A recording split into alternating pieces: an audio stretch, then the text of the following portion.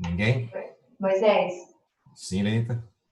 Eu gostaria de agradecer a todos os irmãos, agradecer em primeiro lugar a Deus, pelo cuidado que Ele tem dispensado à nossa família, principalmente em relação à mamãe. E que Deus continue dando a ela ânimo nessa questão do isolamento lá no hospital, dando sabedoria aos médicos, no seu restabelecimento. E que em breve nós possamos estar como família, agradecendo a Deus pelas bênçãos que Ele tem nos dado. Ok. Ela está aqui, está no Rio?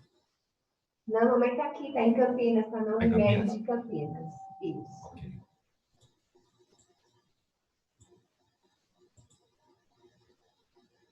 Alguém mais? Não? Então vamos orar.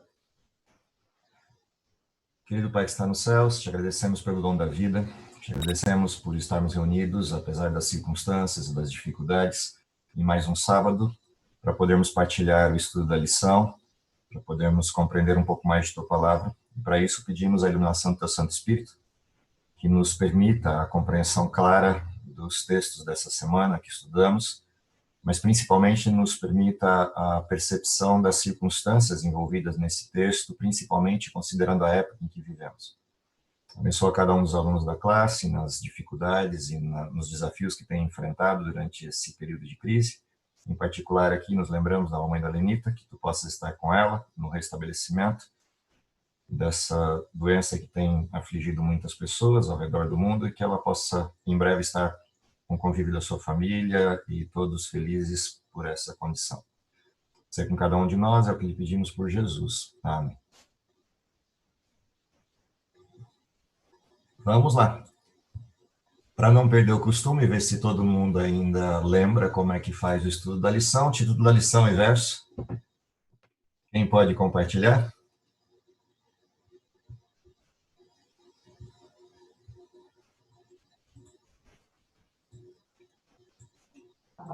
A criação, Gênesis como fundamento, parte 1.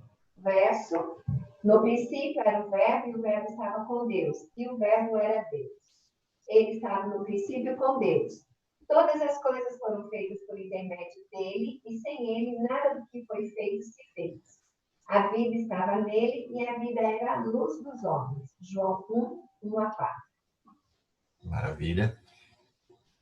Dentro do contexto da lição dessa semana, que na realidade é uma lição dupla, se vocês repararam, a gente está na parte 1, como o André postou ali no chat, a parte 2 está na semana que vem.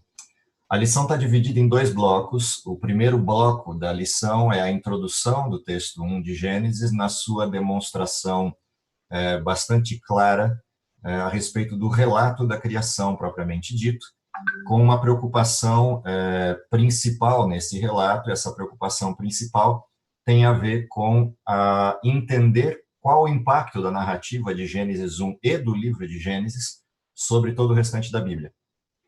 A lição da semana que vem traz para reflexão uma questão mais ligada à história, mais ligada ao fenômeno histórico, e aí dentro dessa questão do fenômeno histórico, a continuidade da aplicação de Gênesis 1 a 11, principalmente, ou dessa introdução que a Bíblia faz ao livro de Gênesis como fundamento, olhando para o impacto disso na história do mundo. E aí, literalmente, está dividido em 2 grandes temas a lição, esse conjunto de 2 lições.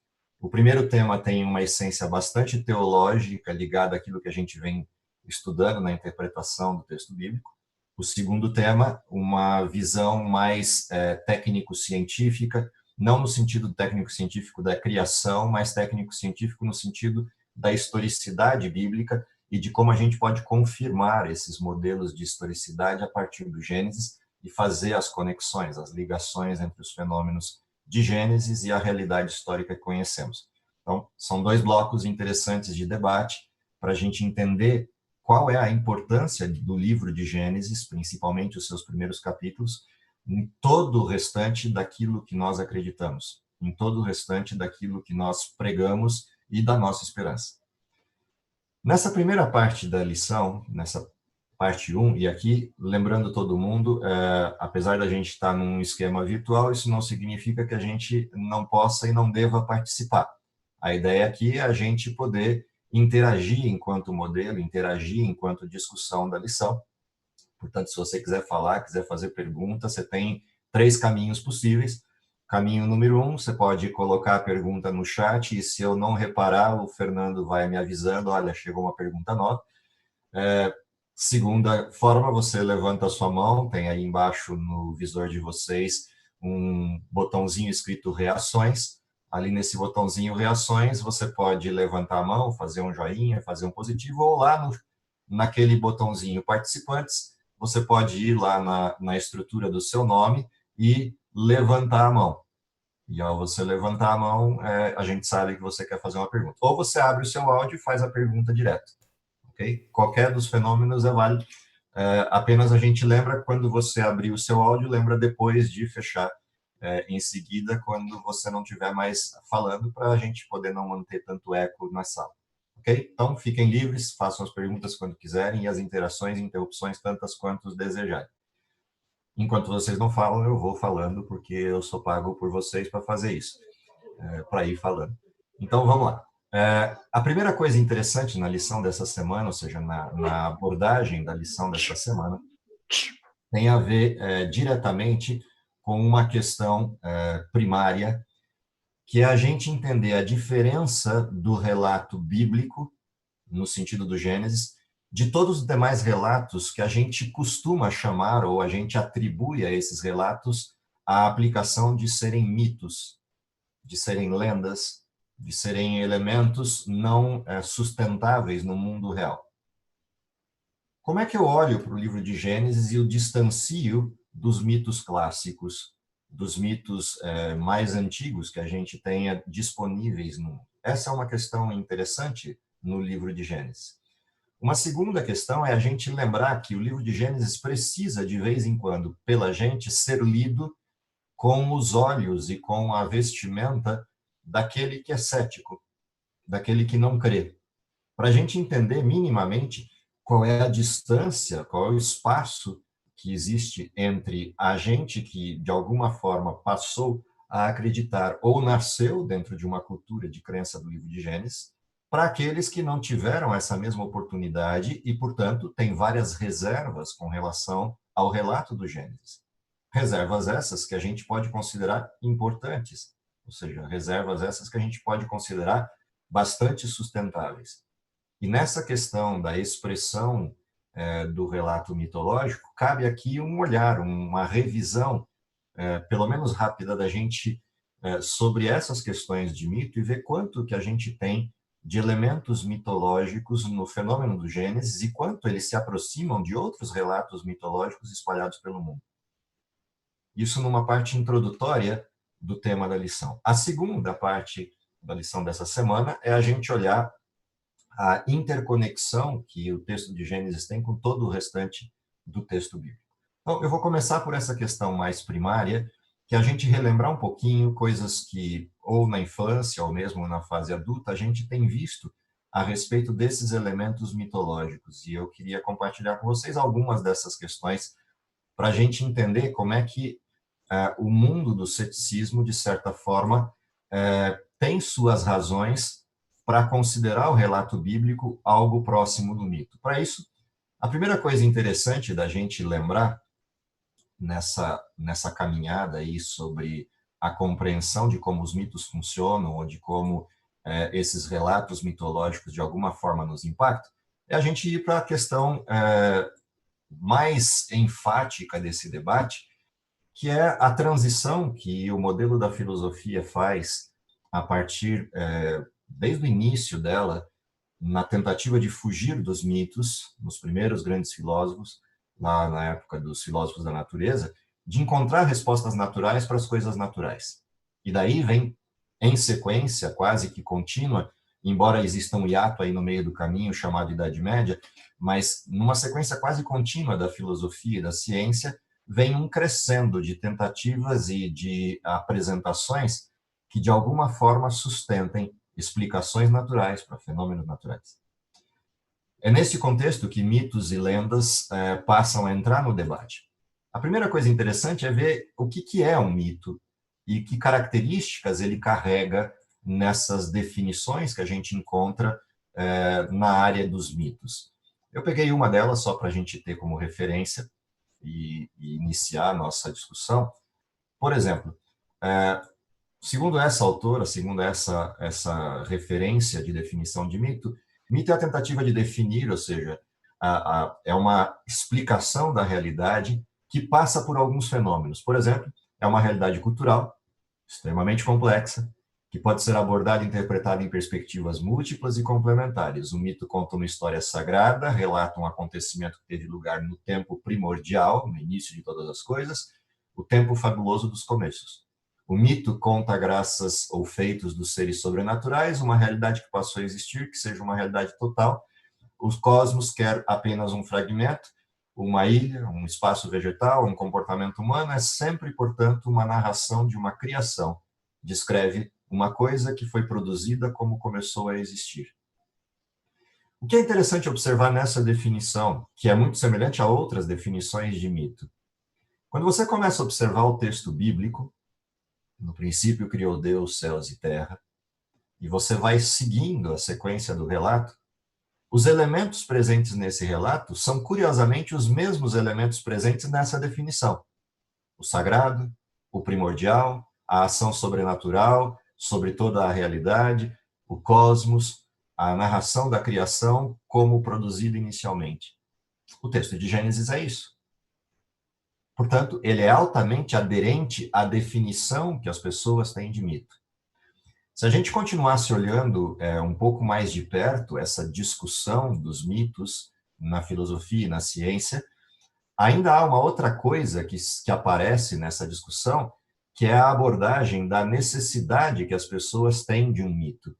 E aí tem uma questão importante a ser considerada sobre a mente cética, que é, quando a gente olha a necessidade que as pessoas têm de uma narrativa mitológica, é porque elas se deparam com perguntas que não são respondíveis, entre aspas, nos fenômenos naturais. Por exemplo, para que existimos, por que existimos, qual a razão de estarmos aqui, qual é o sentido da vida, para onde vamos depois que morremos, por que morremos, como lidamos com essa questão da morte, são perguntas que não são respondidas pela ciência, tampouco pela filosofia naturalista. Elas só começam a ser respondidas quando a gente extrapola o modelo da filosofia naturalista e vai para um modelo de uma filosofia que reconhece a metafísica. E aí começam algumas questões importantes do porquê a gente recebe acusações ou de sermos fundamentalistas ou de sermos sujeitos de crença cega. É porque, na realidade, a compreensão que essas pessoas têm a respeito de como os mitos funcionam é aderente a esse texto que está aí em tela. Ou seja, a necessidade do mito vem do fato de que essas informações provenientes de tempos antigos têm a ver com os temas que sempre deram sustentação à vida humana. Ou seja, de alguma forma, nós somos acusados de estarmos buscando o caminho mais fácil.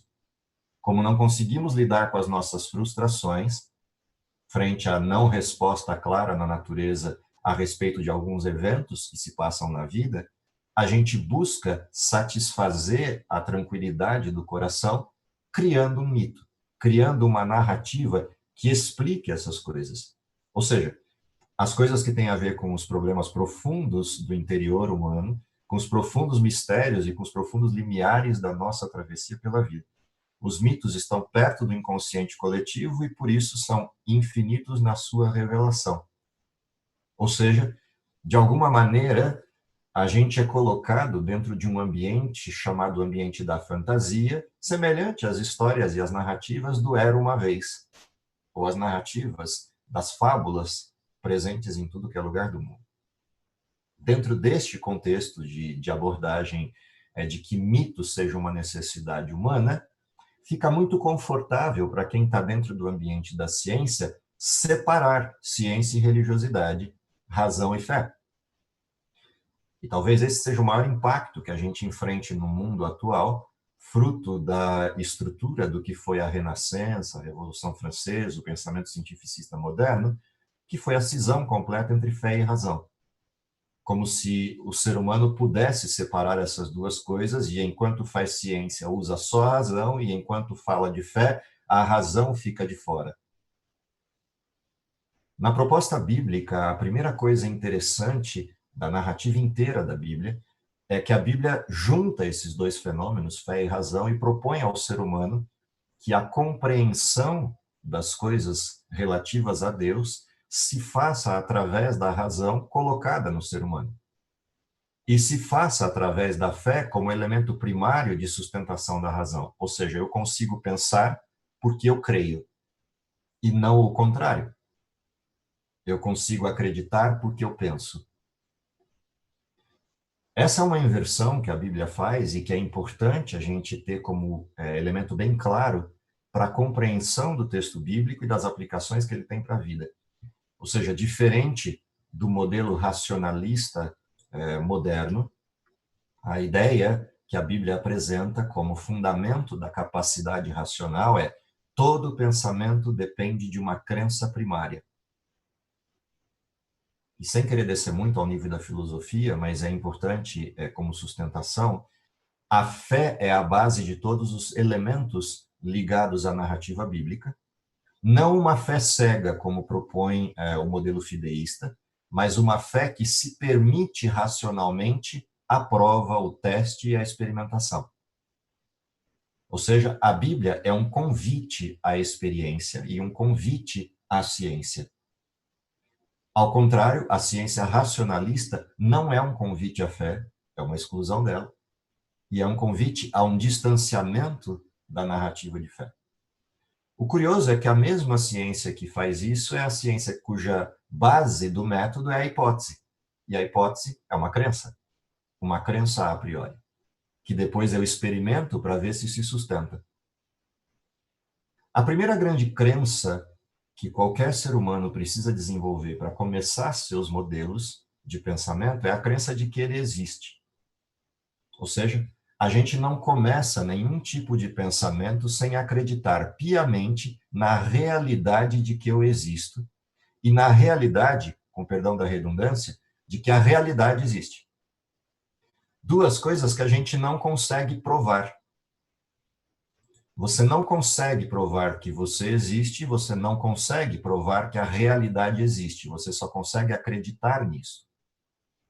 E você acredita porque a sua existência depende da narrativa de alguém que está dizendo que você existe.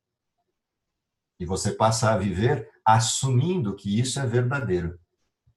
O curioso é que isso é tão verdadeiro quanto alguém que nasce e acredita que é Napoleão Bonaparte. E passa a vida inteira dizendo isso, e todo mundo diz que ele é que é o louco. Porém, ninguém consegue provar que você é quem diz ser. Você só consegue provar que as pessoas com quem você encontra, que se forem verdadeiras, porque também isso você não consegue provar, se elas forem verdadeiras e existirem de fato, elas estão dizendo para você que você é você. E como a maioria disse isso, você acredita e passa a não pensar mais nisso. O mesmo se passa com a realidade.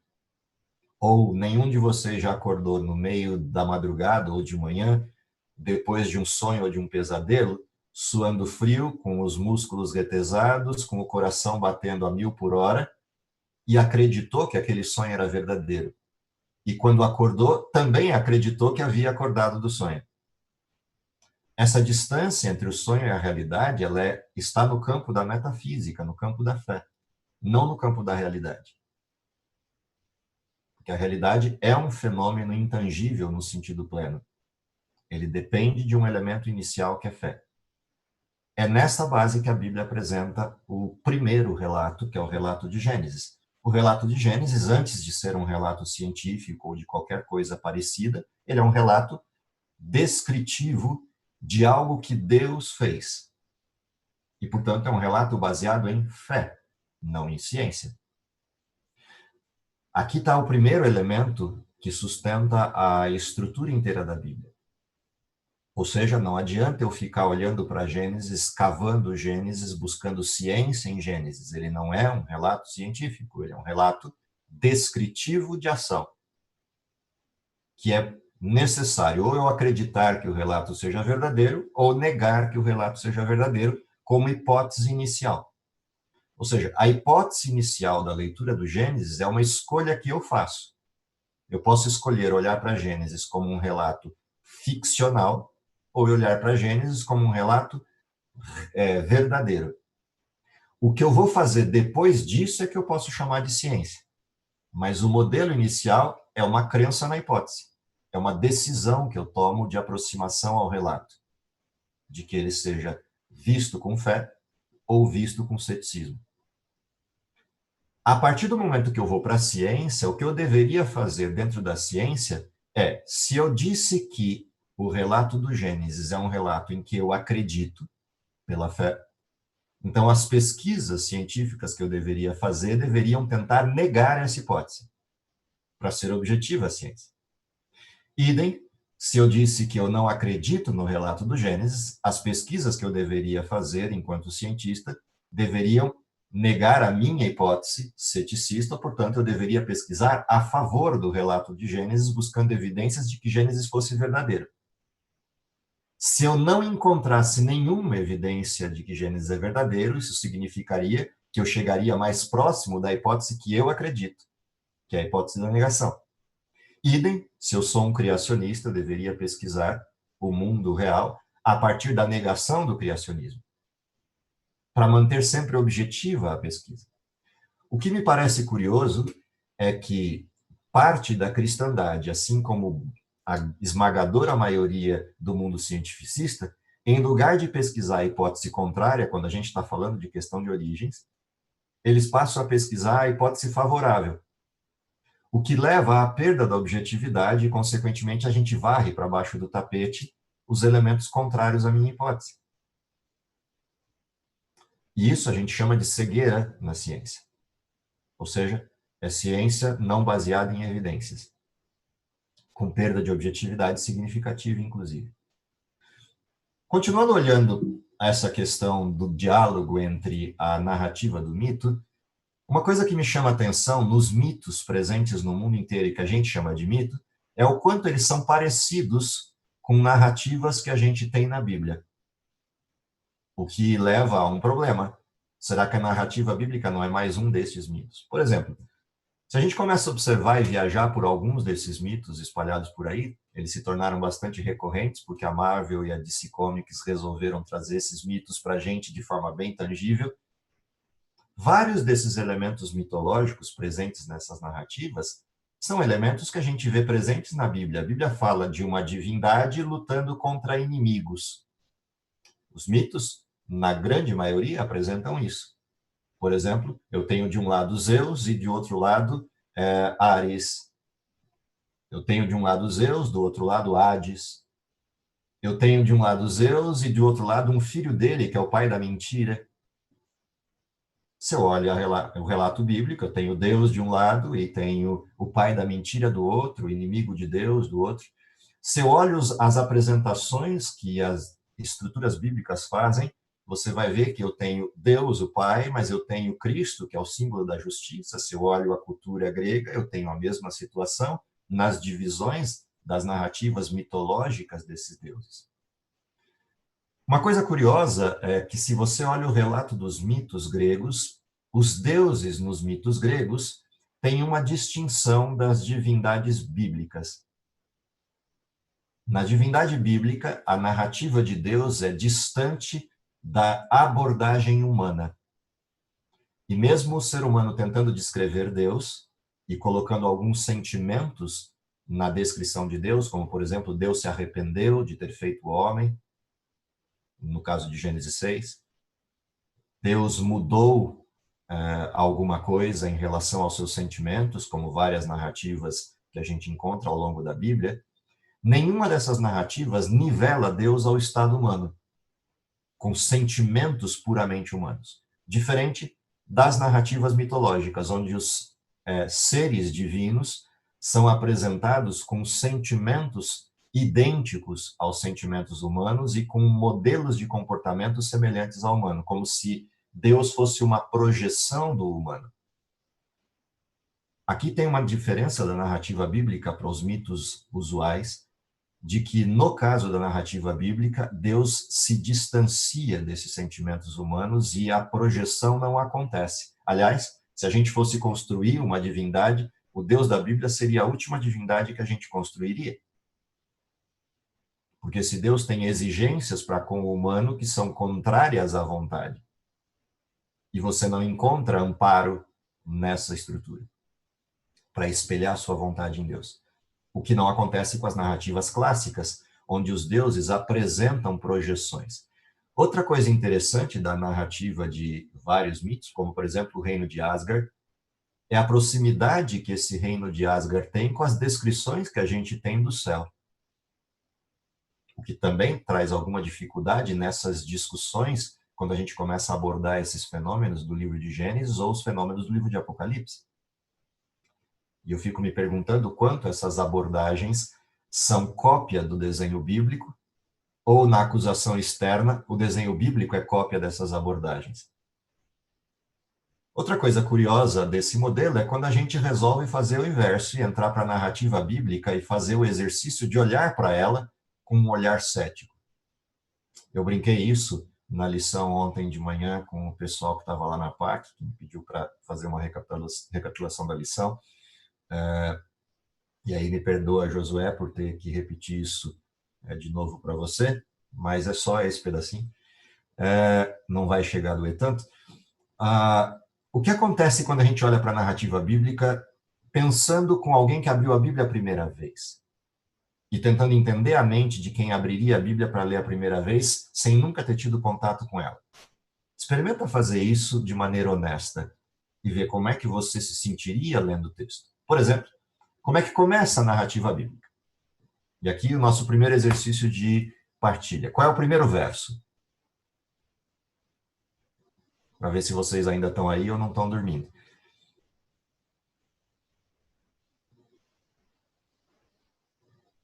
No princípio. Beleza, no princípio. No princípio, o quê?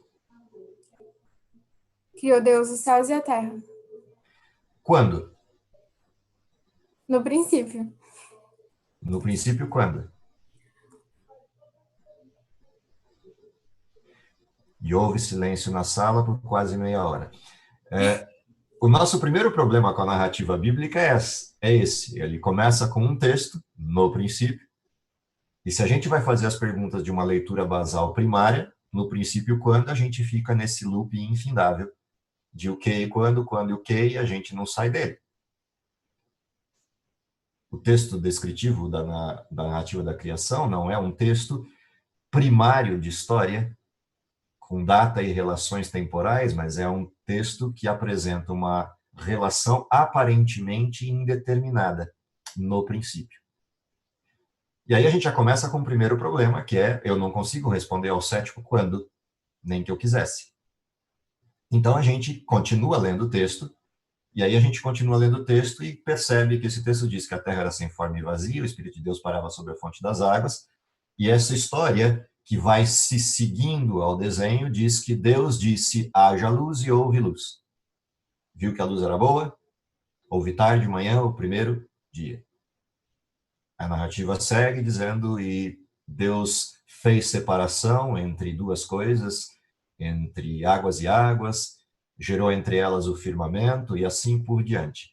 O texto seguinte vai falar que Deus separou água e terra, toda a porção molhada ele chamou mares, agrupou a terra toda num só lugar, e sobre essa terra disse, apareça todo tipo de plantas que se conhecem. O texto segue na narrativa do quarto dia da criação, dizendo que Deus criou um grande luminar para iluminar o dia, um menor para iluminar a noite e todas as estrelas. O que significa dizer que tudo isso que a gente vê no espaço visível a olho nu foi criado no quarto dia da criação, inclusive Sol e Lua. Bom, se você acha que tudo isso é passível de acreditar, e até aí a gente ainda tem algo que poderia ficar na conta de uma fé basal, o problema é que a narrativa não para aí, ou seja, a gente continua observando a maneira majestosa como Deus faz todas essas coisas, e chega lá a narrativa de que Deus fez o ser humano. E aí você vai a Gênesis 2 para ver a descrição específica dessa narrativa, e o que você descobre quando Deus criou o ser humano? Fez um boneco de barro, soprou nas narinas fôlego de vida, ele se torna ser vivo, E Deus dá uma ordem, sai para dar nome em tudo que é bicho que encontra por aí, e esse ser humano percebe que está sozinho, e ao perceber que está sozinho, ele volta para Deus com uma reclamação. Todo mundo tem alguém da mesma espécie com quem trocar ou conversar, exceto eu. Deus bota esse sujeito para dormir, tira uma costela, faz a primeira cirurgia de campo aberto, põe carne em seu lugar, a primeira cirurgia plástica, depois faz a partir dessa costela um outro boneco, chamado de mulher, acorda o sujeito da anestesia geral e os dois se encontram. Esses dois são colocados num jardim paradisíaco e passam a viver, semelhante ao seriado da atualidade, como os peladões de plantão, num jardim paradisíaco. E perceba, eu estou fazendo a leitura como uma narrativa desprovida de crença, uma narrativa cética, porque é isso que está escrito lá. Por mais que a narrativa traga alguns contextos mais elaborados, como os dois estavam nus e não se envergonhavam, numa leitura cética é simplesmente um casal de peladões colocado num jardim paradisíaco, num lugar que eu não tenho a menor ideia de onde é, num jardim que eu não tenho nem como ir visitar. Porque se ele existiu, já não existe mais. Se você acha que a história não pode piorar, a história continua e você vai vendo na sequência dessa história uma abordagem de que no meio desse jardim existia uma árvore chamada da ciência do bem e do mal e uma segunda árvore chamada da vida. Para quem comesse do fruto da árvore da vida, vida eterna. Para quem comesse da árvore da ciência do bem e do mal, morte eterna. E a gente acha que explicar a fonte da juventude é que é o problema. Ou acha que a narrativa de Castelo Rá-Tim-Bum, Celeste e uma árvore no centro do castelo onde a Celeste mora é que é o problema. Se você acha que isso não pode piorar, sempre piora. Esse casal foi expulso do jardim porque Eva resolveu comer do fruto, não contente de fazê-lo sozinha, levou Adão a fazê-lo também, e os dois foram expulsos do jardim para não comer da árvore da vida e viver eternamente divergentes de Deus. Para proteger a entrada do jardim, dois sujeitos de plantão, dois soldados chamados de querubins, e para proteger o caminho da árvore da vida, uma espada flamejante que ficava revolvendo no ar, sem nenhum tipo de auxílio de mãos humanas, e a gente acha que o problema está com Excalibur e a Távola Redonda, e não com essa espada. Você ainda pode continuar isso, e a narrativa leva a gente ao primeiro crime passional por sistemas fúteis ou por desculpas ou razões fúteis. Alguém é morto porque não gostou ou porque teve ciúme de que um sacrifício recebeu parabéns e o outro não. E o primeiro crime passional acontece. E aí você continua lendo o texto e Gênesis 5 vai te dar uma descrição, pontuando assim, esta é a lista dos descendentes de Adão, a genealogia de Adão, desde o dia em que ele foi criado. Era Adão da idade de 130 anos, gerou um filho à sua semelhança e pôs-lhe o nome de Sete. Depois que gerou a Sete, viveu Adão 800 anos, teve filhos e filhas, e foram todos os dias da sua vida 930 anos, e bateu com as 10. Viveu Sete 105 anos, gerou um filho à sua semelhança, e pôs o nome de Enos, e assim a narrativa segue. A parte interessante dessa narrativa é que eu nunca vi, pelo menos até onde a vista alcança, ninguém que tivesse ultrapassado a casa dos 120. Mas o texto diz que esses sujeitos viveram 900, 930, 969, como Matusalém. E a gente acredita que isso é verdadeiro. O texto termina, para piorar, como a gente sempre diz, nada é tão ruim que não possa piorar, o Murphy está sempre presente, e o próximo elemento do texto é que, ao fim da narrativa, aparece um sujeito chamado Noé. E esse sujeito chamado Noé é o sujeito que, no capítulo 6, vai construir uma arca em terra seca, no meio do nada, para uma água que deveria cair e inundar o planeta, num dilúvio prometido por um Deus que eu não conheço. Nessa arca entram animais, curiosamente de parzinhos. Fecha-se a porta e essa arca fica boiando em água por quase 1 ano e pouco. 1 ano e mais 1 mês e pouco. Depois ela para miraculosamente em cima de um monte na região tranquila da Turquia e da Armênia, onde quase não tem guerra. Nunca foi encontrada. numa montanha gelada chamada Ararat. E dali dessa arca saiu Noé, seus filhos, 3 deles, suas noras, sua esposa, e toda a humanidade e tudo que se conhece da natureza e dos animais nasce de novo a partir disso. E a gente diz que histórias da fantasia infantil é que são problema para a gente. Você acha que a história não pode piorar? Ela também piora quando a gente chega em Gênesis 11. E lá você vai encontrar que os sujeitos construíram uma torre, deram nome a essa torre de Babel, e o objetivo da torre, construída ou liderada a construção por Nimrod, filho de Cush, descendente de Noé, era que, se por acaso acontecesse outro dilúvio, eles subiam por essa torre, chegavam até as nuvens do céu e se escondiam entre os deuses. E a gente tem problemas com João, o pé de feijão, e a sua árvore que crescia até o palácio dos deuses ou dos gigantes nas nuvens. Percebe que lida com os olhos do ceticismo? A Bíblia não é muito diferente dos mitos que a gente conhece. É por isso que o problema da Bíblia começa com uma questão de fé. A grande questão não é se a Bíblia é ciência ou não é ciência, é por que eu acredito nela e não em outros mitos. Essa é a primeira grande questão a se estruturar dentro desse modelo. Ou seja, eu preciso minimamente responder, primeiro a mim mesmo, por que eu optaria pela Bíblia e não por outras narrativas. Uma das sugestões do porquê eu opto pela Bíblia e não outras narrativas começa lá na frente, na lição da semana que vem, que é a vinculação da Bíblia e da história. E aí começa um problema que a gente precisa ter bem claro, uma definição que precisa estar bem clara para a gente, do quanto a Bíblia se sustenta na história. Não vou adiantar a semana que vem, isso a gente vê na semana que vem, mas essa é uma primeira questão. A questão para essa semana é o quanto estas narrativas bíblicas do livro de Gênesis, principalmente do capítulo 1, sustentam o resto das narrativas bíblicas. E aqui começa a viagem teológica do primeiro texto.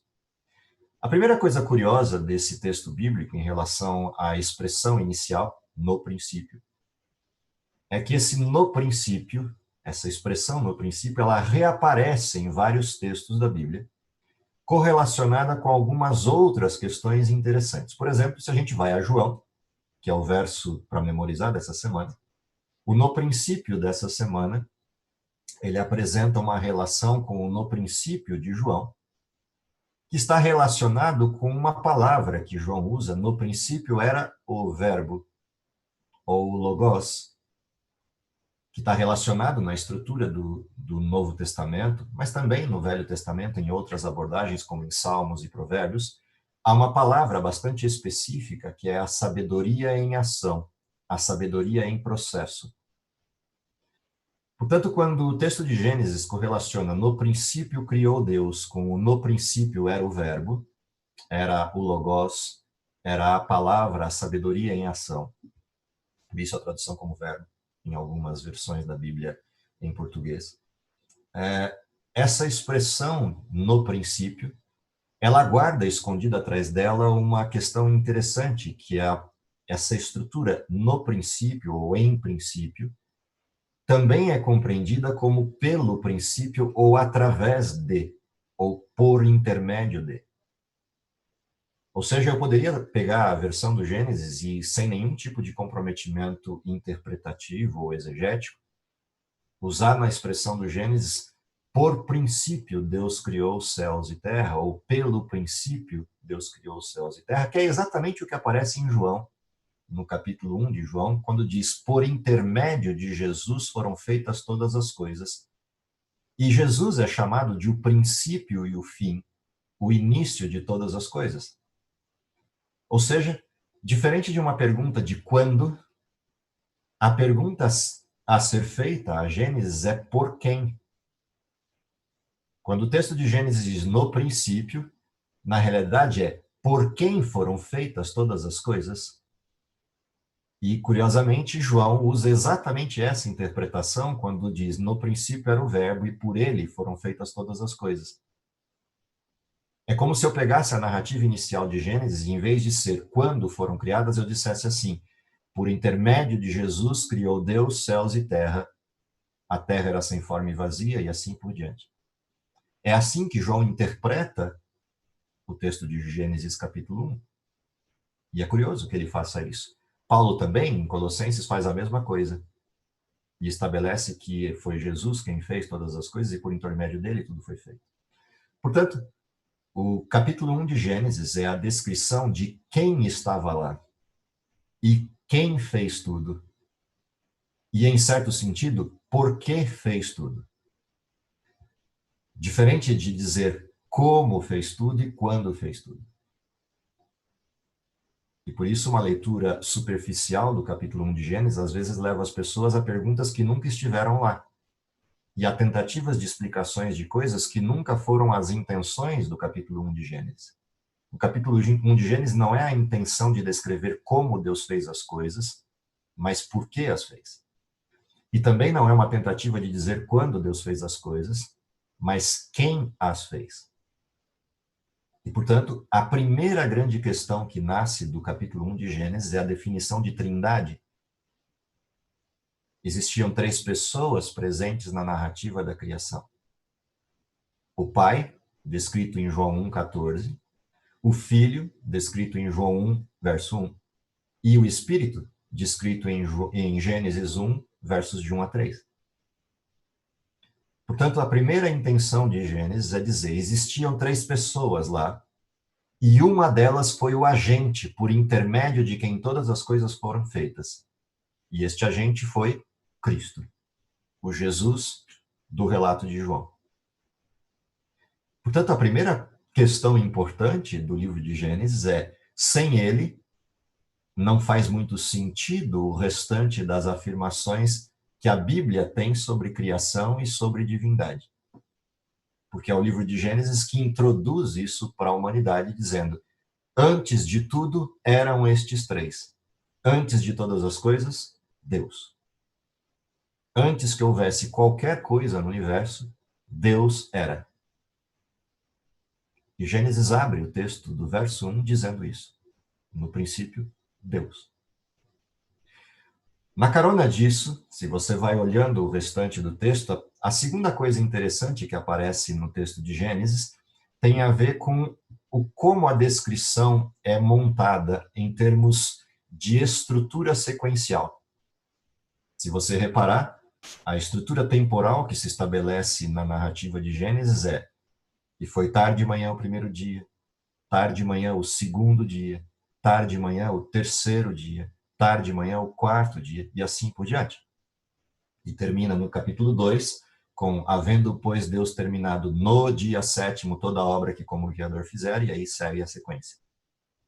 Essa sequência, primeiro, segundo, terceiro, ela tem uma referência na forma como o texto hebraico está aí posicionado, que é interessante de observar.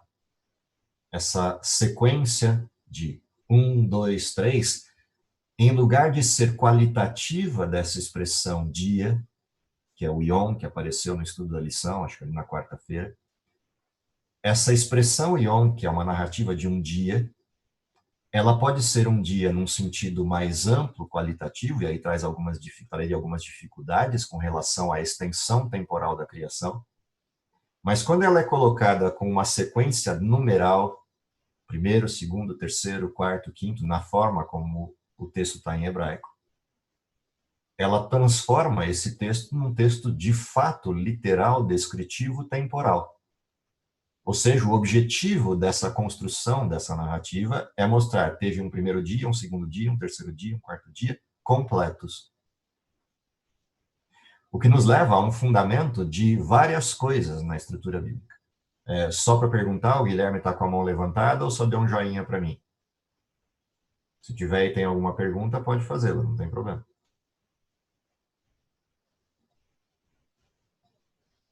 Não? Então, seguimos.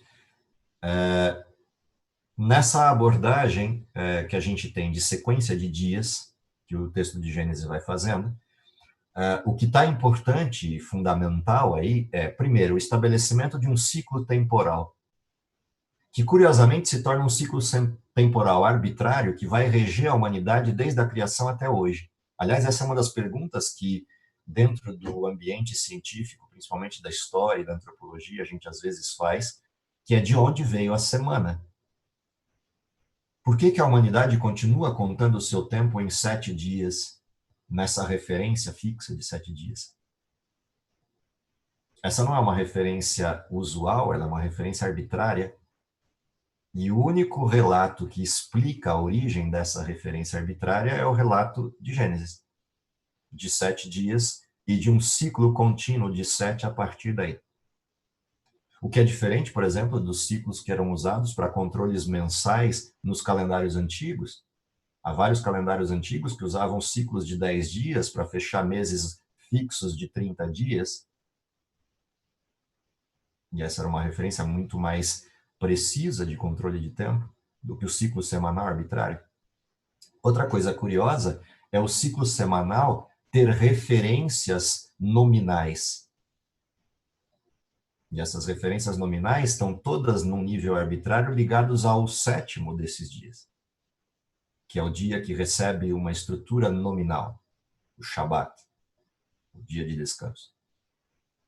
E isso também é uma coisa curiosa do relato temporal de Gênesis, no sentido de sequência de dias. É na base desses dias, por exemplo, que toda a interpretação profética da Bíblia faz a sua performance.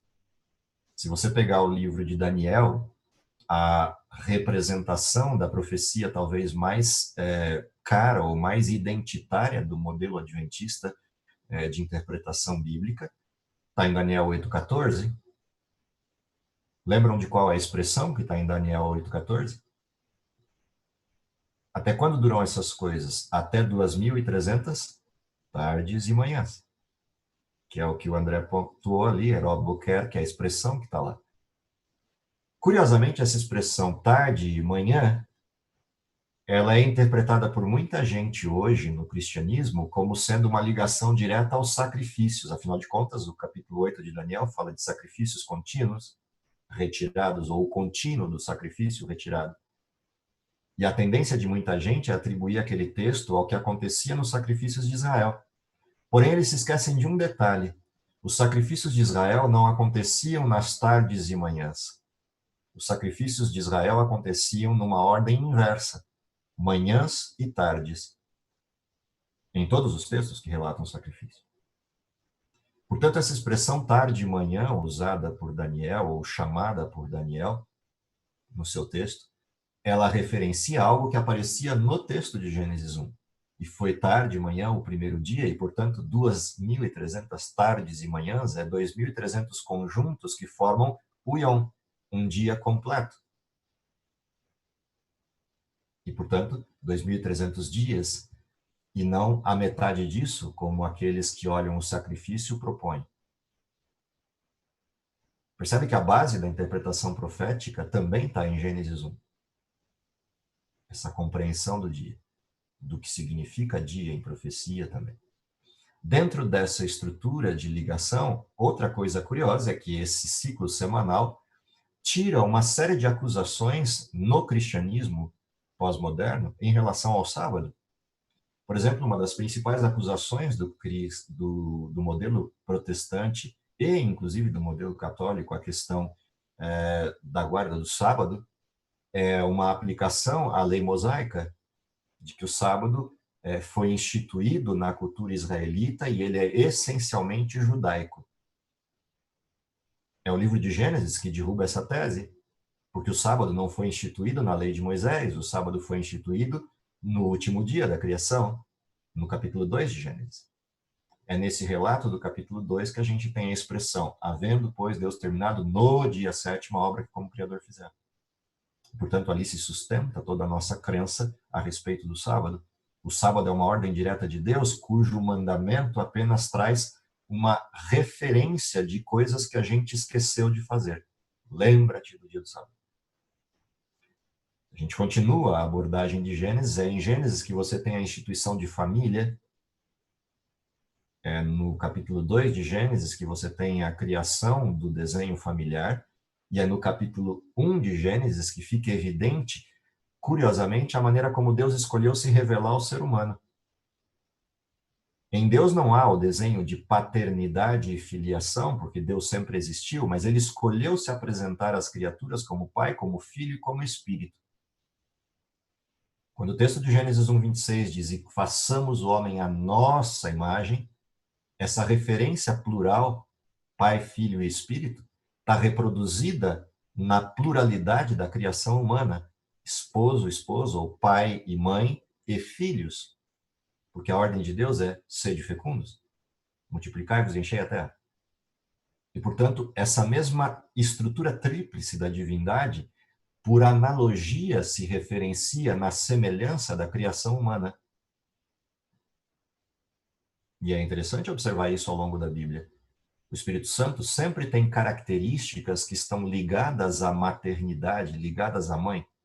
Apresenta as orações dos filhos com gemidos inexprimíveis diante do Pai.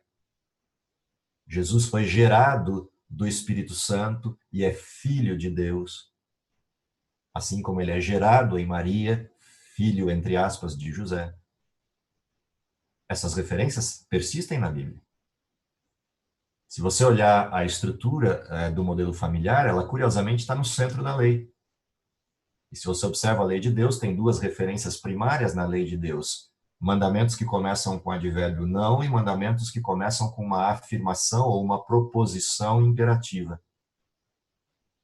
Os mandamentos que começam com não, todos eles originaram-se depois do pecado. Os dois mandamentos positivos começaram antes do pecado, dentro do Éden. Por isso, lembra-te do dia do sábado e não façam alguma coisa. Primeiro vem o posicionamento de onde o mandamento surge, assim como honra teu pai e tua mãe, tem a mesma referência. E esses mandamentos são eternos, diferente dos outros que são circunstanciais e terminam quando céu e terra passarem. Afinal de contas, não faz sentido no céu eu dizer não matarás ou não adulterarás, porque quem está lá já escolheu não fazer isso. Mas faz todo sentido no céu eu dizer adore a Deus e honre ao Pai. Isso faz sentido no céu, num céu perfeito. Porque isso existia no mundo perfeito. O problema é que o ser humano abandonou isso e porque abandonou isso, passou a cometer erros. E aí vieram os nãos. Se ele voltar a fazer os sims, os erros somem. E se ele decidir fazer isso em definitivo, ele escolheu Deus outra vez e volta para casa, e Deus pode recebê-lo. Além dessas questões, é dentro do Gênesis que toda a esperança do cristianismo está. É Gênesis 3 que apresenta para a gente o porquê Jesus veio. O pecado existiu, com o pecado a morte, e o único jeito do restabelecimento da vida é se Gênesis 3,15 se cumprir. Vindo Gênesis 3,15 se cumprindo, a serpente é esmagada na cabeça e o mal se encerra e a vitória sobre o pecado é concedida àquele que, de forma justa, morreu por um injusto. Não faz nenhum sentido a cruz de Cristo se Gênesis 3 for ficção. Não faz nenhum sentido Jesus pagar pelo pecado se pecado é uma narrativa ficcional. Todas essas abordagens também estão presentes em Apocalipse, ou seja, se Gênesis não é verdade, joga Apocalipse 12 fora. Porque Apocalipse 12 identifica Satanás é a antiga serpente que se chama diabo, o sedutor de todos os homens. Ou seja, o desenho de Gênesis está reproduzido no plano da redenção de forma completa. Se Gênesis não é verdadeiro, o plano da redenção é uma ficção. Logo, não faz sentido Cristo, nem faz sentido Cristo voltar.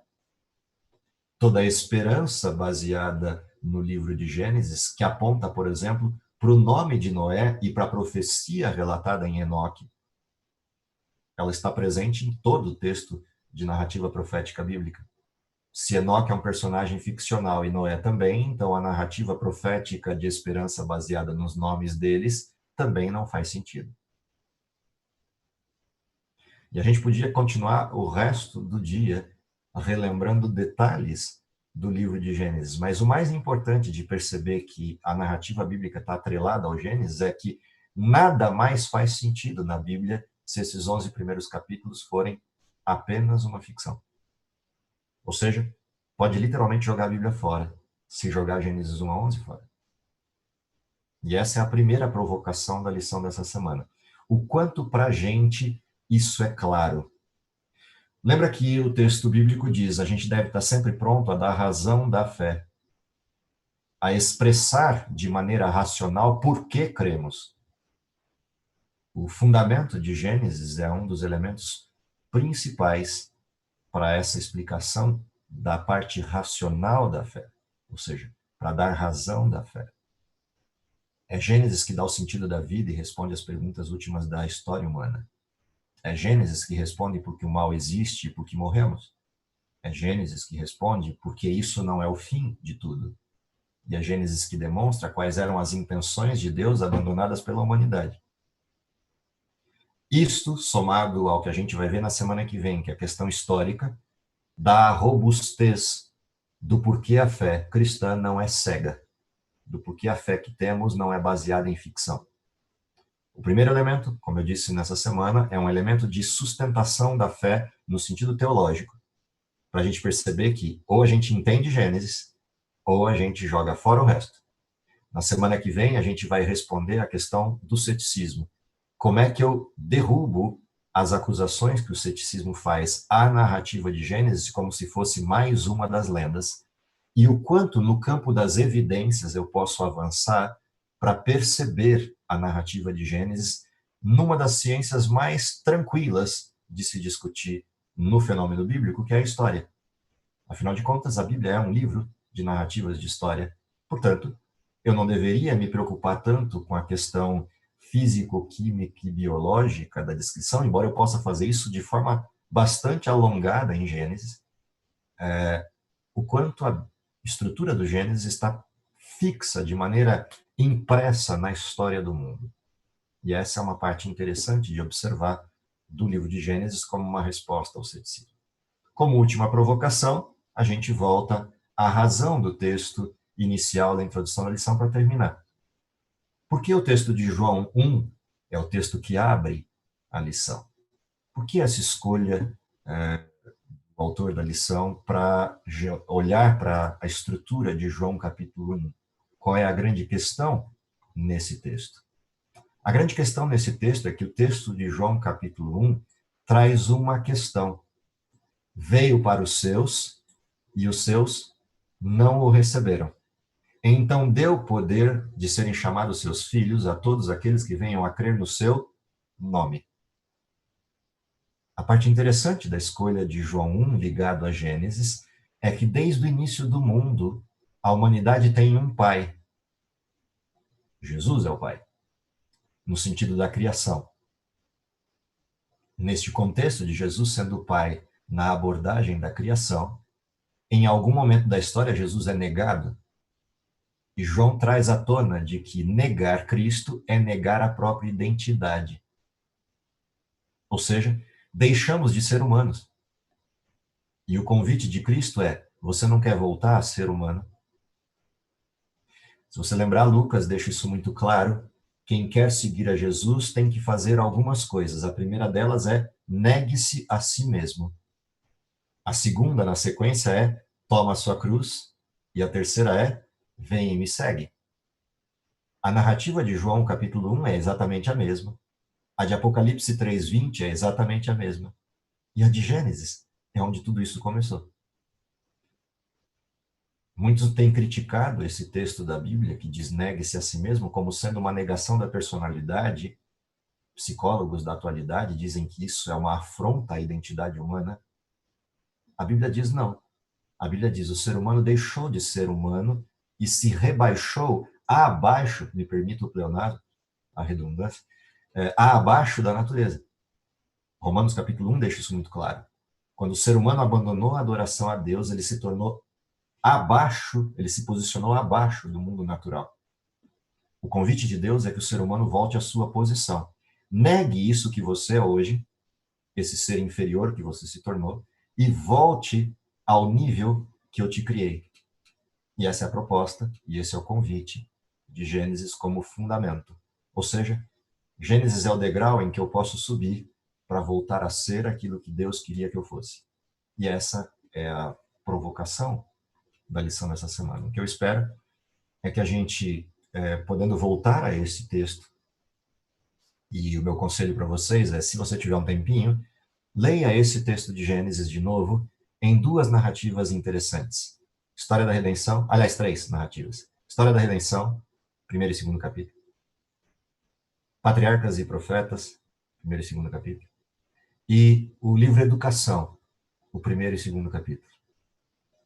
Se vocês tiverem a chance ou o tempo de ler, ou hoje, ou ao longo da semana, aproveita que é feriado segunda-feira, a gente vai festejar Natal no dia 25, na segunda-feira, aproveita que é Natal e tira um tempo para ler esses textos desses três livros.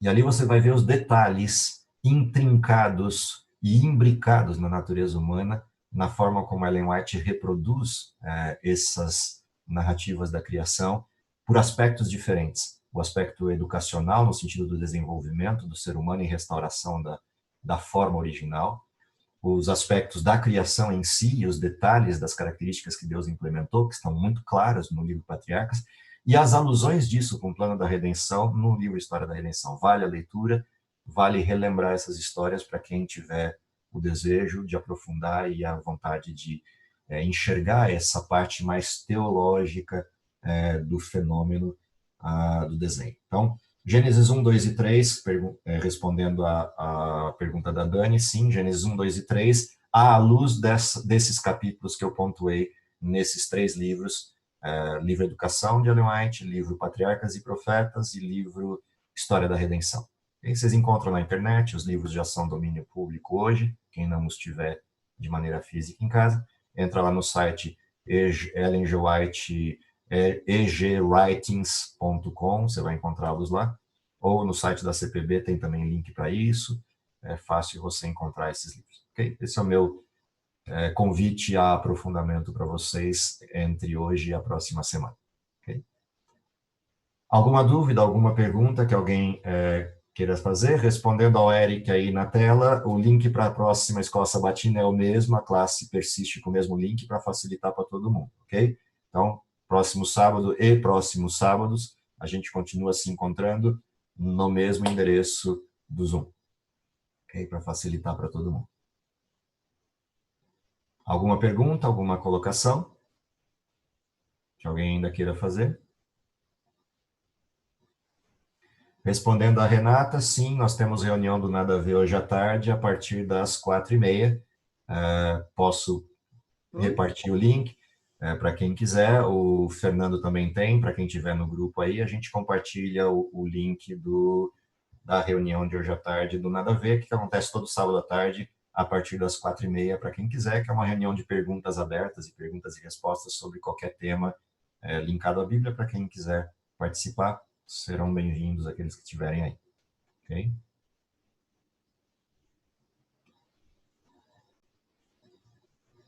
Se você puder depois compartilhar no chat o link, Fernando, para você estar mais fácil, eu fechei o meu WhatsApp aqui para não ficar pipocando na tela.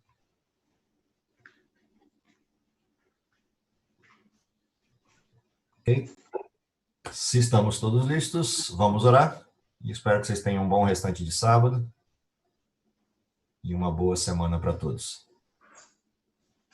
Oramos? Querido Pai que está nos céus, te agradecemos pelo dom da vida, te agradecemos pela oportunidade de podermos estudar tua palavra. Te agradecemos também porque, apesar de toda essa crise, ganhamos de presente um pouco mais de tempo, um pouco mais de tranquilidade para podermos retomar algumas coisas que, às vezes, pela correria, não podemos nos aprofundar tanto.